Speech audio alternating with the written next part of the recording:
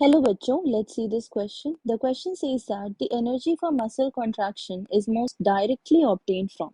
Options क्या है? A. Phosphocreatine, B. ATP, C. Anaerobic respiration and D. Aerobic respiration. तो question में हमसे पूछ रहा है कि मसल कॉन्ट्रैक्शन में जो एनर्जी इन्वॉल्व होती है, जो ऑब्टेन करते हैं एनर्जी, वो डायरेक्टली कौन सा एनर्जी प्रोवाइड करता है. ठीक है, तो ऑप्शंस में पहला क्या है? फॉस्फोक्रिएटिन. ठीक है, फॉस्फोक्रिएटिन. तो फॉस्फोक्रिएटिन जो है वो सिर्फ एटीपी रीजनरेशन के काम आता है. एटीपी रीजनरेट करता है. ठीक है, और वो भी कब? जब एरोबिक रेस्पिरेशन इसका डिमांड फुलफिल नहीं कर पा रहा हो, एटीपी रीजनरेट नहीं कर पा रहा हो. वो कब होता है? ड्यू टू हैवी एक्सरसाइजेज या ड्यू टू हैवी डिमांड्स. ठीक है, तब फॉस्फोक्रिएटिन एक सब्स्टिट्यूट की तरह आता है जब एरोबिक रेस्पिरेशन वो नीड कंप्लीट नहीं कर पा रहा हो. ठीक है, तो ये डायरेक्टली इन्वॉल्व नहीं है, ये इनडायरेक्टली इन्वॉल्व है क्योंकि ये पहले एटीपी रीजनरेट करता है तब जा करके एनर्जी बनता है.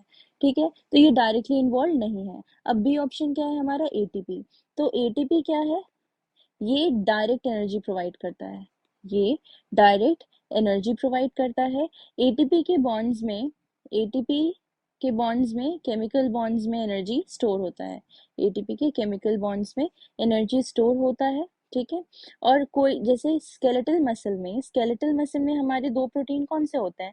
मायोसिन और एक्टिन. ठीक है, ये दोनों ही प्रोटीन सिर्फ एटीपी ही यूज कर सकता है एनर्जी रीजनरेट करने के लिए, और कोई सब्सटीट्यूट वो नहीं यूज कर पाता. तो एटीपी ही हमारा मेन क्या हो जाएगा? Direct involvement for energy generation. C option हमारा क्या है? Anaerobic respiration. तो हमें पता है कि एनारोबिक रेस्पिरेशन किन में होता है? एनारोबिक रेस्पिरेशन हमारा होता है बैक्टीरिया में. ठीक है, बैक्टीरिया जैसे कि आयरन बैक्टीरिया या फिर सल्फर बैक्टीरिया, इनमें एनारोबिक रेस्पिरेशन होता है जिसमें एनर्जी बहुत ही कम जनरेट होता है. ठीक है, और वो हमारे ह्यूमन सेल्स में भी फर्मेंटेशन के टाइम पे एनारोबिक रेस्पिरेशन होता है. ठीक है, तो ये भी डायरेक्टली इन्वॉल्व नहीं है एटीपी जनरेशन के लिए. एरोबिक रेस्पिरेशन है डी ऑप्शन हमारा. तो एरोबिक रेस्पिरेशन में भी क्या होता है? एटीपी जनरेट होता है.